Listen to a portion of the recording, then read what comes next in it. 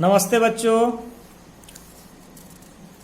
मैं तरुण सर आप सबों के सामने कक्षा 5 विषय हिंदी भाषांजलि के पृष्ठ संख्या 118 जिसमें भगवान बिरसा मुंडा के बारे में जानकारी दी गई है, उस पाठ को लेकर उपस्थित हुआ हूँ।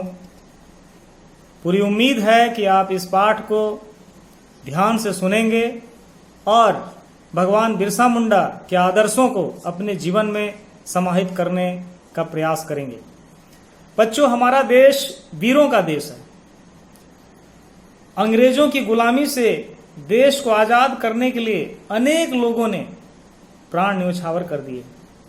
ऐसे ही लोगों में एक थे भगवान बिरसा मुंडा। अमर क्रांतिकारी बिरसा का जन्म 15 नवंबर 1875 ईस्वी को झारखंड के खूंटी के पास उली हातू गांव में हुआ था। बिरसा का नाम बचपन में दाऊद मुंडा हुआ करता था। पिता का नाम सुगना मुंडा और माता का नाम करमी। गरीबी के कारण बिरसा का परिवार काम की खोज में उली हातू छोड़कर चलकद गांव में बस गया। बिरसा का अधिकतर बचपन माता पिता के साथ चलकद में बीता। बाद में वे अपनी मौसी के पास चले गए। वहां से मौसी की बकरियां चराया करते थे। एक बार एक बकरी को एक जंगली जानवर ले भागा। इस कारण उनको दंड मिला और इसलिए वे फिर अपने पिता के पास लौट आए। वहीं पास के गांव के स्कूल में बिरसा ने प्राथमिक शिक्षा पाई। खेल में उनकी बहुत रुचि थी। बांसुरी भी वो बहुत अच्छा बजाया करते थे। आगे की पढ़ाई के लिए वो चाईबासा चले गए। वे 4-5 वर्षों तक चाईबासा में रहे। यहीं पर बिरसा के मन में अंग्रेजों के प्रति विद्रोह का भाव जागा। दरअसल जंगल और जंगल में पैदा होने वाली चीजों पर परंपरागत रूप से आम लोगों का ही अधिकार होता था। जंगल में रहने वाले जंगल से सिर्फ अपनी जरूरत की चीजें ही लेते थे, क्योंकि जंगल से ही उनकी जरूरत पूरी हो जाती थी। इसलिए वे जंगलों की रक्षा भी स्वयं ही करते थे। बाद में अंग्रेजों ने नियम बनाकर जंगल और जमीन को अपने अधिकार में ले लिया। उन्होंने लोगों को जंगल में बिना अनुमति घुसने और पशुओं को चराने से भी मना कर दिया। कहा जाता है कि एक बार बालक बिरसा को रास्ते में रोककर एक अंग्रेज ने पूछा, यह रास्ता किधर जाता है? इस पर बिरसा ने जवाब दिया, मुझसे इस छोटे से रास्ते के बारे में मत पूछो।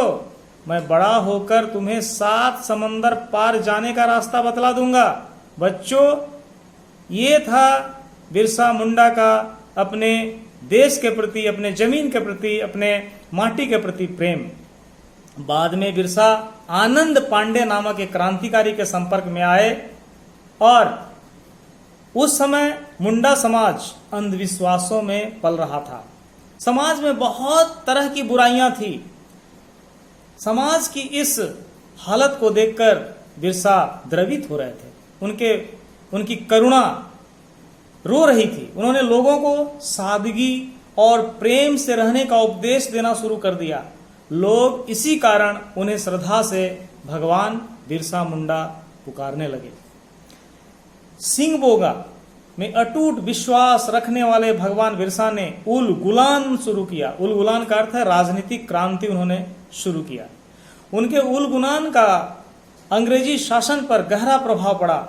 बिरसा ने ब्रिटेन की महारानी के शासन को मानने से इनकार कर दिया और उन्होंने सबको अपने तलवार एवं अन्य परंपरागत अस्त्र शस्त्र धारण कर अंग्रेजों से लोहा लेने के लिए घूम घूम कर आह्वान किया। इस बीच उनके गांव में चेचक का प्रकोप हुआ। वे गांव जाकर चेचक के रोगियों की सेवा करने लगे। उन्होंने रोगियों की खूब सेवा की। इसका फल यह हुआ कि चेचक के रोगी अच्छे हो गए। यह देखकर बिरसा के अनुयायियों की संख्या भारी मात्रा में बढ़ने लगी। कुछ ही दिनों में शासकों के बीच खलबली मच गई। बिरसा धार्मिक और राजनीतिक स्वतंत्रता के अभिलाषी थे। बिरसा सेना के संघर्ष तेज कर दिया। डोंबारी पहाड़ पर अंग्रेजों के साथ भीषण संघर्ष हुआ, बहुत सारे लोग मारे गए, मगर बिरसा अपने कुछ साथियों के साथ भाग निकले। बाद में अंग्रेजों ने छल नीति से रात में सोए हुए बिरसा को गिरफ्तार कर लिया। बिरसा को 2 वर्ष के सश्रम कारावास की सजा सुनाई गई। उन्हें हजारीबाग जेल में रखा गया। जेल से बाहर आने के बाद बिरसा मुंडा ने व्यवस्थित रूप से उल गुलान, जिसको क्रांति कहते हैं, शुरू किया। उन्होंने साफ तौर पर घोषणा की कि हम अपनी धरती पर अंग्रेजों का शोषण दमन का राज नहीं चलने देंगे। यहां सिर्फ हमारे क्षेत्र के लोगों का राज चलेगा, जिसमें बड़े छोटे का भेदभाव नहीं होगा। कानून शोषण के लिए नहीं बल्कि आम लोगों के विकास के लिए होगा। इसके बाद अंग्रेज सरकार पर बिरसा पंथियों ने अपना सशस्त्र हमला तेज कर दिया। कुछ समय बाद सैल रकब पहाड़ी पर भी आंदोलनकारी मुंडाओं और अंग्रेजों के बीच भयंकर लड़ाई हुई। काफी लोग मारे गए, कई लोग पकड़े गए। कुछ लोगों के द्वारा की गई मुखबिरी ने उन्हें 3 फरवरी सन 1900 को गिरफ्तार करवा दिया। बिरसा भगवान को रांची जेल भेज दिया गया। बिरसा भगवान और उनके गिरफ्तार साथियों पर मुकदमा चला। रांची जेल में ही 9 जून सन 1900 ईस्वी को उनकी मृत्यु हो गई। बिरसा भगवान को रांची के कोकर के पास एक छोटी नदी के किनारे दफना दिया गया। वहां पर उनकी स्मृति में एक स्मारक का निर्माण किया गया है। बिरसा अपनी धरती, देश तथा समाज के लिए शहीद होकर अमर हो गए। बच्चों, हमें जो आजादी मिली यूं ही नहीं मिली। आज हम जो स्वच्छंद वातावरण में अपना जीवन जी रहे हैं, हमें हर तरह का अधिकार प्राप्त है। ये हमारे उन पूर्वजों की, उन स्वतंत्रता सेनानियों की देन है जिन्होंने अपना अमन चैन खोकर हमें अंग्रेजों के गुलामी से मुक्त करने के लिए अपने आप को न्यौछावर कर दिया, भारत माता की बलिवेदी पर कुर्बान कर दिया। ऐसे ही एक महापुरुष, आदर्श पुरुष भगवान बिरसा मुंडा भी थे।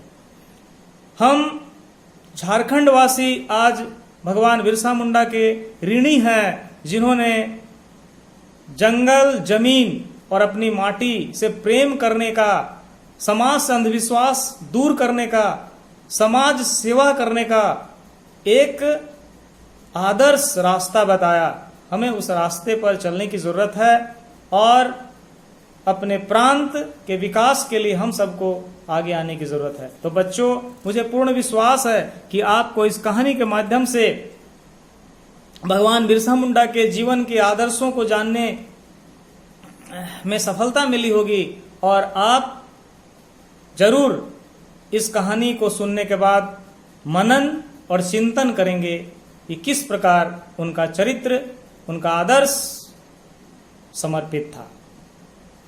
धन्यवाद बच्चों।